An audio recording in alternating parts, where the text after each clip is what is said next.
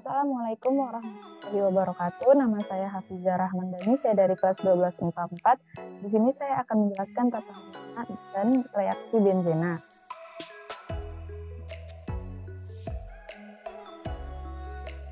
Nah, sebelum kita mulai, di sini saya akan menjelaskan apa sih itu benzena. Benzena adalah suatu senyawa organik dengan rumus kimia C6H6 yang dimana molekul tersebut tersusun atas 6 atom karbon yang berikatan dalam suatu cincin dengan satu atom hidrogen yang terikat pada masing-masing atom karbon tersebut. Nah, si benzena ini pertama kali ditemukan oleh Michael Faraday tahun 1825 yang diambil dari residu minyak mentah. Nah, tapi strukturnya itu belum ditemukan. Nah, siapa sih penemunya? Nah, pada tahun 1865 kimiawan Jerman yang bernama Friedrich August Kekulé penemu struktur benzena ini. Nah, sekarang kita mulai ya, gimana cara tata namanya? Tata nama benzena. Di sini bisa kita lihat ada bentuk 6. Nah, di sini terikat atom karbon terus ada hidrogennya. Tapi dia ada yang rangkap tunggal dan rangkap ganda, tapi rangkap tersebut bisa berpindah-pindah. Nah, itu namanya adalah resonansi. Resonansi itu apa sih? Resonansi adalah ikatan rangkap pada molekul benzena yang tidak terlokalisasi pada karbon tertentu, melainkan dapat berpindah-pindah atau terdelokalisasi. Itu yang disebut resonansi. Nah, sekarang kita ke turunannya. Benzena itu turunannya ada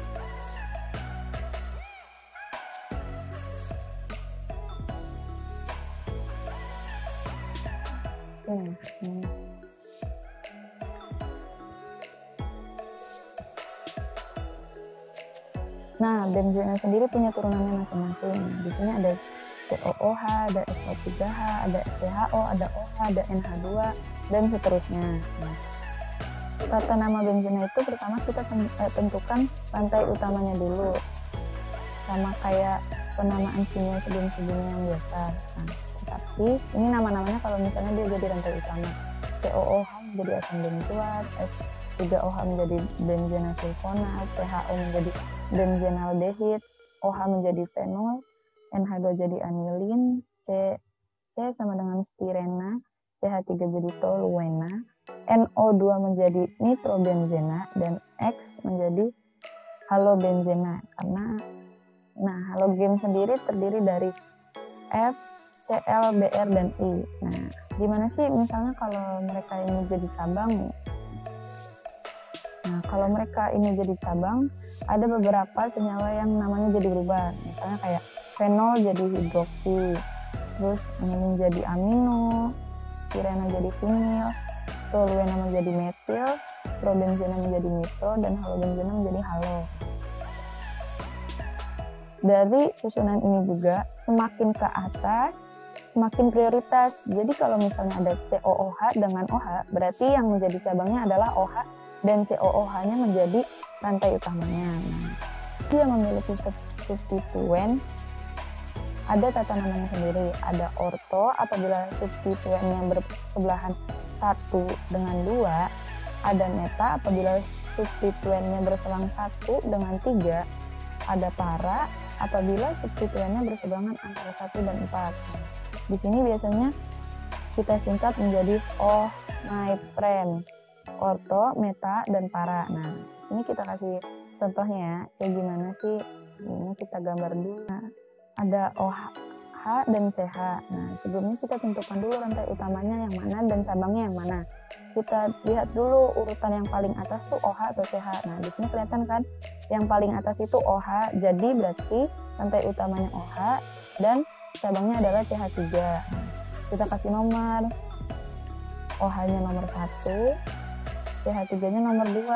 Nah, sekarang gimana sih tata namanya? Tata namanya adalah kita tulis gugus fungsinya terlebih dahulu, baru rantai utamanya benzena. Nah, karena di sini CH3 cabangnya, kalau CH3 jadi cabang kan namanya metil dan posisinya di 1 dan 2. Kalau posisinya bersebelahan di 1 dan 2, berarti kan namanya orto.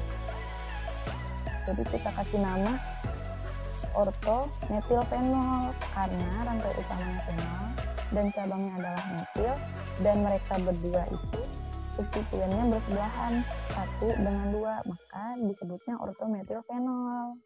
Nah, sekarang kita ke contoh soal ya. Di sini udah ada 2 contoh soal. Soal yang pertama ada COOH dan CH3. Nah, seperti yang tadi kita tentukan dulu yang mana yang menjadi rantai utamanya dan yang mana menjadi cabangnya. COOH dengan CH3 itu kan urutannya lebih atas COOH, berarti COOH itu nomor 1. Selanjutnya di titik selanjutnya menjadi nomor 2 dan selanjutnya menjadi nomor 3 CH3-nya. Nah, di sini antara COOH dengan CH3-nya itu bersebelahan nomor 1 dengan nomor 3 kan. Nah, karena COOH tadi asam benzoat, jadi kita tulis depannya asam dulu. Habis itu kita taruh letak metilnya di mana? Di nomor 3 kan, jadi asam 3 metil benzoat. Nah, dan sekarang kita ke nomor 2. Di sini ada CH3 dan BR. BR-nya di sini ada 2 nih. Sekarang kayak yang sebelum-sebelumnya kita tentukan dulu rantai utamanya itu apa. BR itu kan termasuk ke halogen, dan urutannya halogen itu yang paling akhir, berarti CH ini menjadi rantai utamanya. Nah, sekarang kita kasih nomor yang tadi. Ini nomor 1, titik selanjutnya nomor 2, titik selanjutnya nomor 3, nomor 4, dan nomor 5. Nah, kita tulis dulu posisi cabangnya. Posisi cabangnya ada di nomor 3 dan nomor 5. Nomor 3, 5.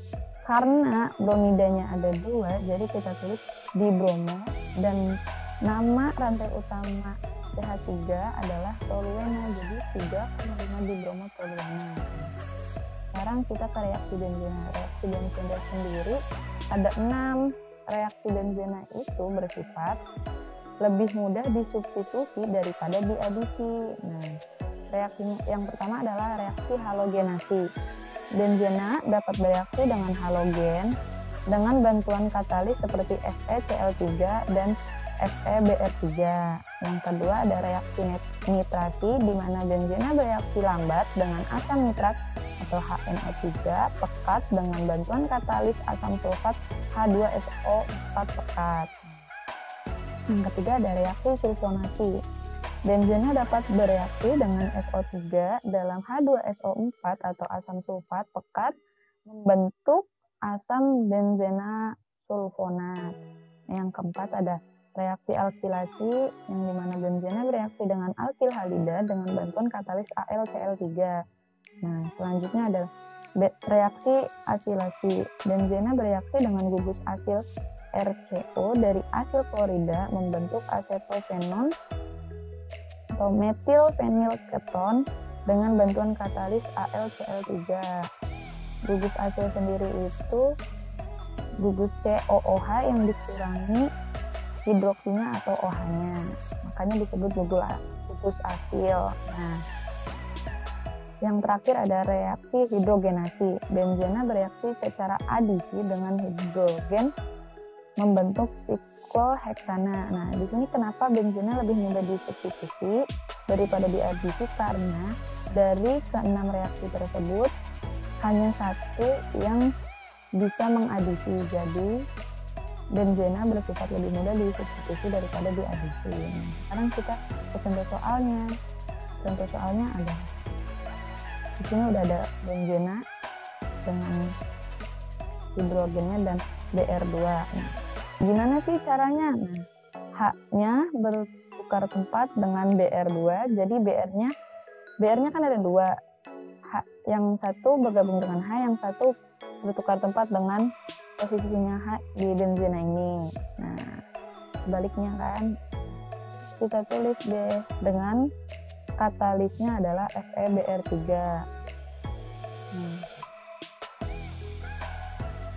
Karena dia berpindah tempat, berarti Br-nya jadi di benzena, dan ditambah karena HBr-nya bertukar tempat juga jadi HBr, dan ini jadinya bromobenzena. Nah, dan ini merupakan salah satu contoh reaksi halogenasi karena benzena bereaksi dengan bromida, dan bromida adalah salah satu unsur halogen. Cukup sekian dari saya, kurang lebihnya mohon maaf. Wassalamualaikum warahmatullahi wabarakatuh.